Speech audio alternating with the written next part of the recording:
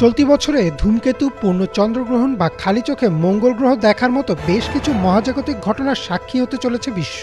আর এসব ঘটনার বেশ কিছু আমাদের দেশে বসেই খোলা আকাশের নিচে দেখা যাবে। চলুন এক নজরে জেনে নেই এবছর কি কি মহাজাগতিক ঘটনা ঘটতে চলেছে। 13 জানুয়ারি G3 অ্যাটলাস C2024 ধূমকেতুটি সূর্যের খুব কাছ দিয়ে অতিক্রম করবে এবং গবেষকরা ধারণা করছেন ধূমকেতুটি এ সময় আকাশে শুক্র গ্রহ বা শুকতারার মতো উজ্জ্বল দেখাবে। people.com-এর একটি প্রতিবেদন অনুযায়ী ধূমকেতুটি 2024-এর এপ্রিলে আবিষ্কার হয়। ধূমকেতুটি সূর্যের কাছাকাছি থাকায় সন্ধ্যাবেলায় দেখা যাবে, তবে সূর্যের আলোর কারণে খালি চোখে দেখা যাবে না। সেক্ষেত্রে ধূমকেতুটি দেখতে চাইলে একটি দূরবীন অথবা মাঝারি আকারের টেলিস্কোপ ব্যবহার করতে হবে। 16 জানুয়ারিতে মঙ্গল গ্রহ আসবে অপোজিশন পর্যায়ে। অপোজিশন পর্যায় হচ্ছে এমন এক অবস্থান যেখানে মঙ্গল গ্রহ সূর্যের একেবারে বিপরীতে আর পৃথিবীর সবচেয়ে কাছে থাকবে। এ সময় সন্ধ্যার পর থেকে প্রায় পুরো রাত জুড়েই খালি চোখেই দেখা যাবে এই লাল গ্রহটিকে।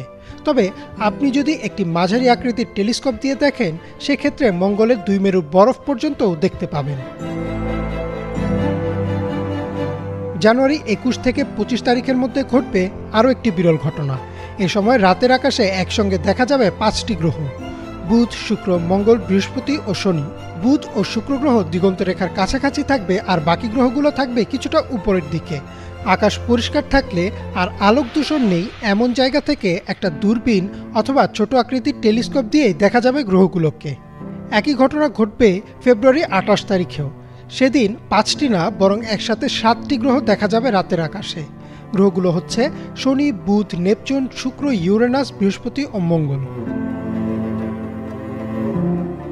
মার্চের 14 তারিখ হবে বছরের প্রথম পূর্ণ চন্দ্রগ্রহণ। যখন পৃথিবীর ছায়া চাঁদকে পুরোপুরি ঢেকে ফেলে তখন ঘটে এমন ঘটনা। এ সময় চাঁদ লাল রং ধারণ করে, তাই একে ব্লাড মুনও বলা হয়। এই চন্দ্রগ্রহণটি উত্তর ও দক্ষিণ আমেরিকায় প্রায় সব অঞ্চলে, আফ্রিকা, ইউরোপ ও এশিয়ার কিছু অঞ্চল থেকে দেখা যাবে।